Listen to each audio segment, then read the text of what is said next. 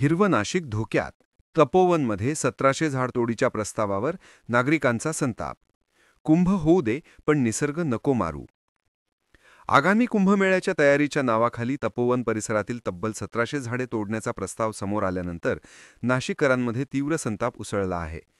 धार्मिक, सांस्कृतिक आणि पर्यावरणीय महत्त्व असलेल्या तपोवनात एवढ्या मोठ्या प्रमाणावर झाडतोड होणार असल्याची माहिती मिळताच स्थानिक नागरिक, पर्यावरणप्रेमी, स्वयंसेवी संस्था आणि युवकांनी जोरदार आवाज उठवला आहे. तपोवन नाशिकचे फुफ्फुस धोक्यात. तपोवन परिसर हा नाशिकचा हरित श्वास, साधू संतांची भूमी आणि हजारो भाविकांची श्रद्धास्थान. याच पवित्र भूमीत साधुग्राम उभारणीच्या कामांसाठी जुनी, प्रचंड आकाराची 70-80 वर्षे वयाची झाडे तोडण्याचा NMCचा प्रस्ताव नागरिकांच्या भावनांना धक्का देणारा ठरला आहे. नागरिकांचा थेट सवाल: 12. कुंभ परंपरा आहे, पण परंपरेच्या नावाखाली निसर्गाला बळी का? 2. झाडे नाहीत तर हवा नाही, हवा नाही तर कुंभ कसा? 3. तपोवनची ओळख हरित वनराई, तीच हिरावू नका. विकास कराच, पण विध्वंस करून नाही. नाशिककरांचा आवाज थेट मोठ्या नेत्यांपर्यंत, ते थेट राज्याचे मुख्यमंत्र्यांपर्यंत.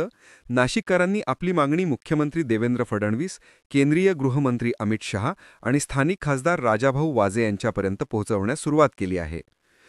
नाशिककरांच्या ठाण मागण्या: 1700 झाडांची तोड तात्काळ स्थगित करावी, पर्यावरणपूरक ग्रीन कुंभ मॉडेल राबवावे, विकासासोबत निसर्ग व सांस्कृतिक वारसा जपण्याची हमी द्यावी, झाडांची मोजदाद, पर्यायी योजना पारदर्शक करावी.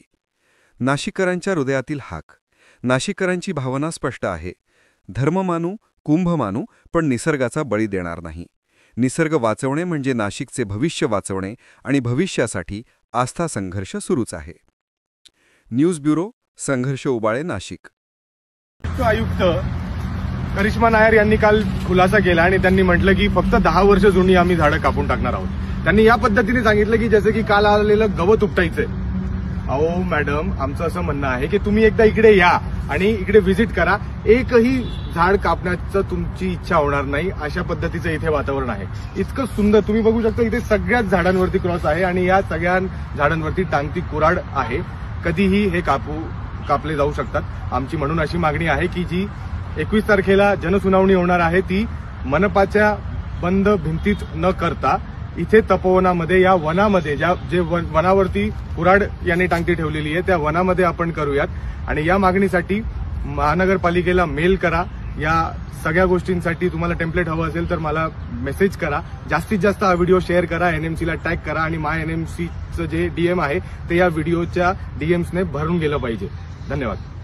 माननीय मुख्यमंत्री महाराष्ट्र राज्य आणि कुंभमेळा मंत्री, आम्हाला असं डेव्हलपमेंट नकोय, असा विकास नकोय जिथे तुम्ही तपोवनातलीच 1700 झाडं कट करून, वनातलीच 1700 झाडं कट करून विकास करणार आहात कुंभमेळ्यासाठी. जिथे अमृत कण पडले तिथेच अशा झाडांची कत्तल होणार आहे. आणि ती छोटी झाडं नाही आहेत, 70-80 वर्षाहून जास्त जुनी झाडी, मोठमोठे त्यांचे खोडं आहेत, अशी झाडं आपण कट करणार आणि तिथे स्वतःचा मानवनिर्मित विकास दाखवणार. असा विकास नाशिककरांना नकोय.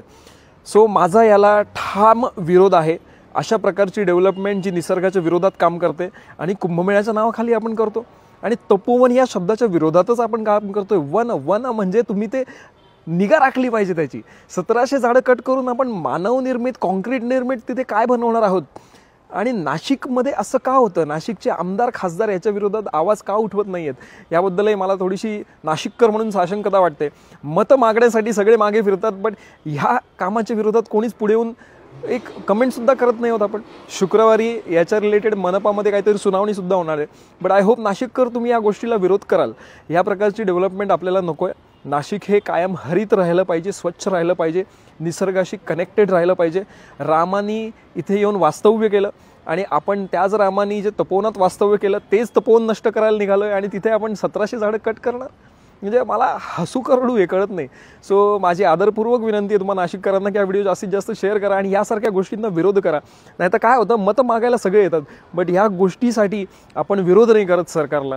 ते आपण केला पाहिजे. आपण मतदान देतो आणि त्यावरही लोक राज्य प्रस्थापित करतात.